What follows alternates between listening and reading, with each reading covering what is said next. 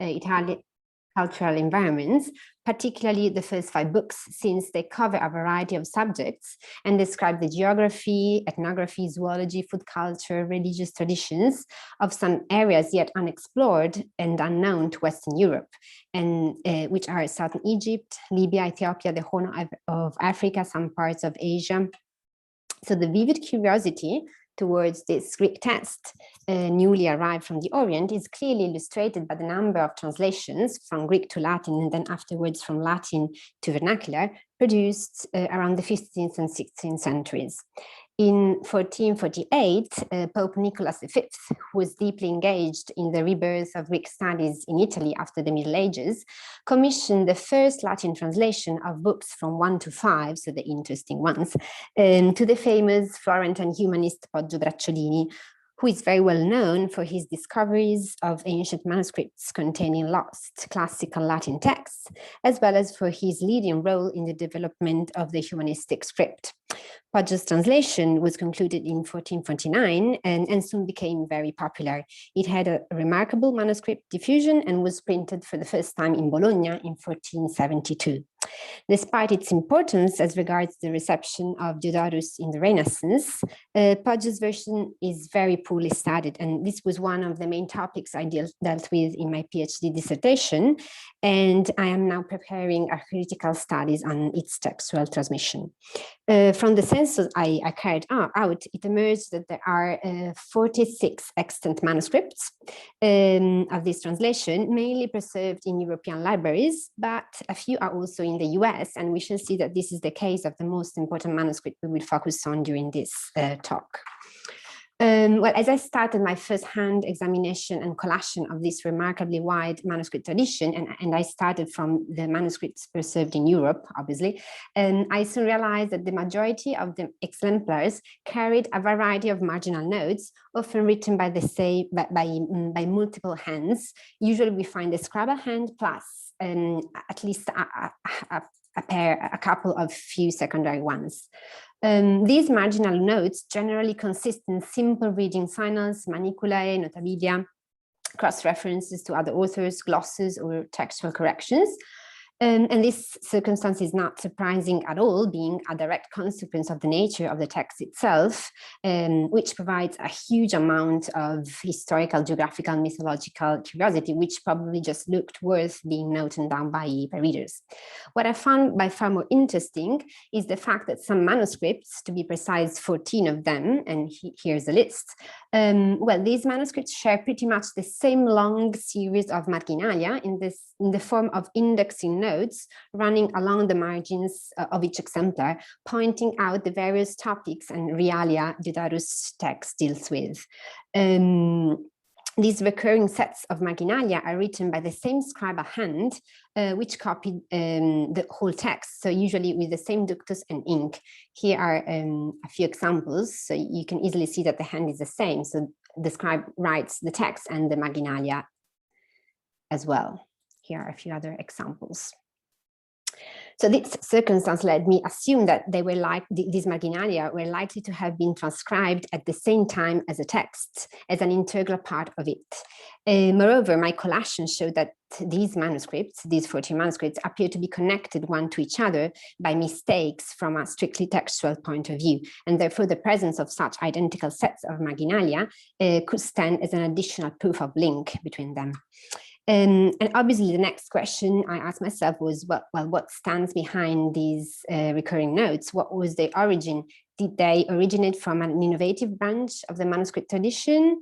A possible hypothesis was, well, maybe a clever scribe decided to supply his copy with such an equipment of marginalia, which was then transcribed by other scribes, since it turned out to be very useful to navigate the encyclopedical Latin translation from Diodorus. But what really intrigued me, however, was that the dedication copy prepared for Pope Nicholas V, who was the commissioner of the work, which is now Manuscript Vaticanus Latino 1812, Well, this manuscript, which has always been considered the most reliable manuscript of Poggio's translation, this manuscript shows similar sets of notes written in red ink by the principal scribe, who was Johannes Lamperti de Rodenberg, a German scribe who was very active in those years in the Papal Curia. So here's the manuscript. You can see it's beautifully illuminated. It brings the coat of arms of Pope Nicholas V. And here are the marginal notes. These are just 2 pages, 2 leaves. So you can see that they are in red ink, but the hand is the same. So it's the scribe who writes the text and the marginalia.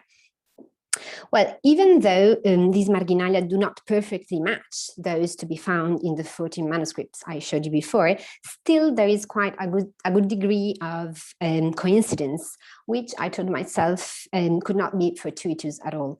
It was at this stage of my research that I was finally able to examine a Manuscript Garret 105, which is preserved in Princeton University Library in the US, in New Jersey.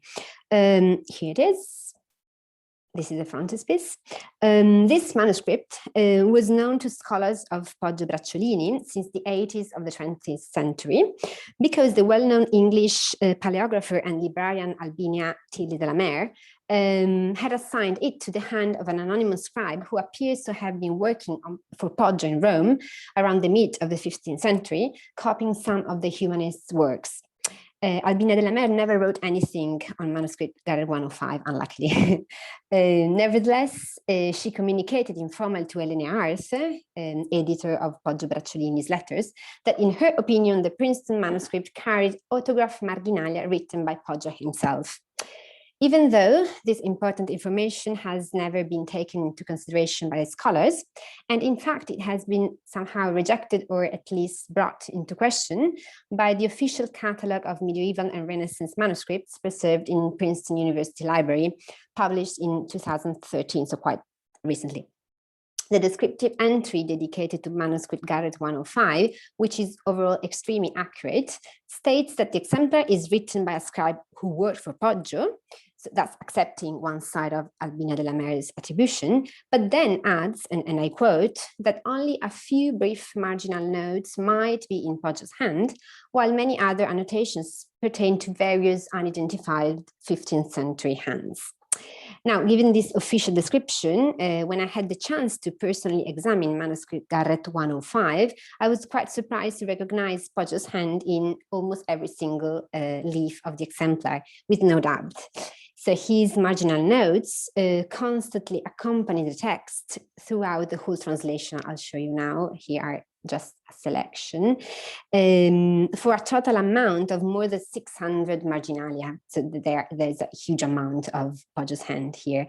Moreover, it is possible to individuate around 50 textual corrections made by Poggio in order to fix some small mistakes the scribe had done. So here are just a few marginalia, and here is on the right, at the bottom of the page, there's a correction. The scribe had forgotten a sentence, and Poggio adds into the margin. But first of all, these marginalia are obviously very interesting from a strictly paleographical point of view, because they represent the latest known document of Poggio's handwriting. Poggio died in 1459, but in this manuscript it's datable after 1449, and Poggio did not write much in the latest years because he couldn't see well, and so this is the latest known document of his hand, in its elegant minute gloss variant, which, as it is known to Poggio's scholars, which combines elements belonging to the new humanistic script he basically invented with some traits still anchored to the Gothic tradition. So given the central role played by Poggio Bracciolini in the development of the humanistic script, this Manuscript Garret 105 stands obviously as a very significant document of his hand. I won't go through the paleographical matters here because it's not the point of this talk. Anyway, I have recently published an article with the paleographical analysis, and when I demonstrate that these notes belong to Poggio. But the relevance of the Princeton exemplar is not limited to these paleographical aspects. In fact, this is the earliest and most correct surviving exemplar of the Diodorus translation, as my collation demonstrated. And moreover, there are some evidences in Poggio's letters where that lead me to state that this was probably the personal copy prepared for Poggio's own library in Rome. Okay, in the picture I showed you before, you see there's a coat of arms here, which is from the Alteri family, but this was added later. So the first-hand examination shows it really clearly. So that was not there originally. Well, we know, by the way, that Poggio was used to annotate his own manuscripts. And for instance, I'll just give you another example. Manuscript 14.19, preserved in the Laurentian Library in Florence, represents Poggio's personal copy of his moral dialogues, and it is fully annotated by him, as you can see. So there's the scribe hand, but then the autograph marginalia are in Poggio's hand. And by the way, Poggio would also sometimes annotate manuscripts that were destined to a friend, like, or a special client. So really, Manuscript Garret 105 is not an isolated case for Poggio. Well, but let's go back to Manuscript Garret 105, and I'll show you a few other pictures of Poggio's marginalia. So as you can easily see by the layout of the page, these marginalia belong to the typology of indexing notes, aiming at pointing out the content of the text, so the same function as we found in the 14 manuscripts at the beginning. And the very interesting thing is that in this case, these on Manuscript Garret 105 perfectly match those to be found in the dedication copy, Manuscript Vaticanus Latino 1812, to whom, by the way, Manuscript Garret 105 also appears to be linked by common mistakes. So since the dedication copy for the Pope was commissioned, since the Vaticanus Latino is the dedication copy for the Pope who commissioned the work, it is evident that Poggio wanted his own notes to be transcribed together with the text. And the author's aim in providing his translation with such a paratextual apparatus was to help the reader navigate and use the text. Its function is not exegetical, but very practical and reader-oriented, and so to say editorial, as far as it does not strictly concern the substance of the text, but rather the way of presenting it to the readership and increasing its usability. And this decision is clearly determined by the nature of the text itself, which, being as encyclopedical as it is, could be a bit dispersive for the reader, potentially.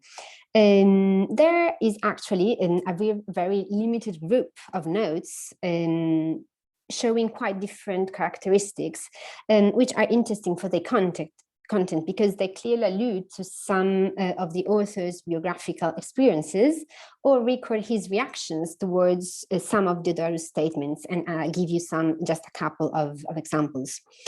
Book 1 is fully dedicated to Egypt. And around the middle of it, Diodorus comes to some very controversial matters as regards the Nilotic area. And namely, first of all, the reasons that lie behind the yearly flooding of the Nile. And secondly, the precise locations of the Nile's sources. And so the Diodorus describes a variety of different contradictory opinions and theories carried out by ancient philosophers and physicians, but then he can draw no conclusion due to the lack of first-hand witnesses. And here is how he concludes the discussion. He says, nullus certam uis incrementi rationem reddidere. So nobody was able to explain the reasons of the flooding. And Poggio has left a note on Manuscript Garret 105. Nunc et fontes notis et incrementi causa. So now we know the reasons of, we know the sources, and we also know the reasons of the flooding. Now, this remark certainly refers to an event dating back to the years of the Council of Florence, in which Poggio had taken part. In 1441, a delegation of 8 Ethiopian monks coming from the Ethiopic Coptic monastery in Jerusalem had joined the Council of Florence. And Pope Eugenius IV, who was really curious about the geography of sub-Saharan areas, as were many other intellectuals around the mid-15th century, so the Pope decided to take as much advantage as possible by the presence of these extraordinary witnesses, and therefore he ordered that the 8 monks go under a questioning about the geography, flora and fauna of Ethiopia, and the climate of Ethiopia, and especially about the Nilotic areas and the precise location of the sources of the Nile. And Poggio was present to this questioning, and was really impressed by it, to the point that he decided to insert a report of the monks' answers into the 4th book of his treaty called De Varietate Fortunae. And De Varietate Fortunae was finished just in 1448, so just 1 year before Poggio started, just the year Poggio started Diodorus' translation. And it is very relevant to see that his account on the Ethiopian monks' questioning starts precisely by pointing out his own curiosity as regards the sources of the Nile. And he says that to this issue, the monks brought decisive testimonies and arguments, while ancient writers had just been able to provide uncertain and unfaithful conjectures. So this, I have reported the Latin text, I won't go through it, but anyway, it says this. And this is exactly what he does note, he notes down on Manuscript Garret 105. So Diodorus says nobody was able to say anything, and he writes down, no, now we know it. Now we were able to say where the sources are. Let's look at the second example. We are in book number 5, and Diodorus describes the British island, Britain. And he explains in detail the habits of native people who live there. He says that they are morally straight and they conduct a simple, frugal existence with no luxury, especially as concerns food. Moribus simplicis integrique existunt, longe abus nostrorum hominum astutia virtutiaque remoti, quibus simplici vilique vitam ducunt, atque adivitum delicis alienam. But Poggio notes down nunc contrarium, now it's the opposite. Well, it is well known that Poggio lived in England for 5 years, from 1418 to 1423, working for Henry Beaufort, a French bishop of Winchester. But it was a very tough and unhappy period for him, pervaded by a sense of melancholy and spiritual concern, and as we can deduct from the letters he sent to his friend Niccolò Niccoli in Florence. And the reasons of his despair were multiple: the cold climate of Britain, a plague bursting in 1420, the total lack of interest in books in British monasteries, and last but not least, the roughness and coarseness of British people, they being always devoted to vile pleasures and especially to luxury food. I really apologize in behalf of Poggio, because I'm aware I'm hosted by a British university. Poggio was a lovely man, but sometimes could be a bit nasty, and he was really nasty with British people. Anyway, I think it could not be fortuitous at all if the marginal note nunc contrarium, now it's the opposite, is placed right next to Diodorus' statements that British people had frugal eating habits, quibus simplici vilique vitam ducunt. But to recapitulate, we have an exceptional manuscript, Manuscript Garret 105, probably belonged to Poggio himself, carrying a rich autograph paratext of around 600 indexing notes, plus a few more personalized annotations, such those we just read. Exactly the same sets of notes occur on the dedicatory exemplar for the Pope, written by the same scribe who wrote the whole text, Johannes Rodenberg. This very probably means that Poggio, who permanently stayed in Rome until 1453, had given precise instructions that the paratext was to be considered as an integral part of the text, because it was just useful for the reader.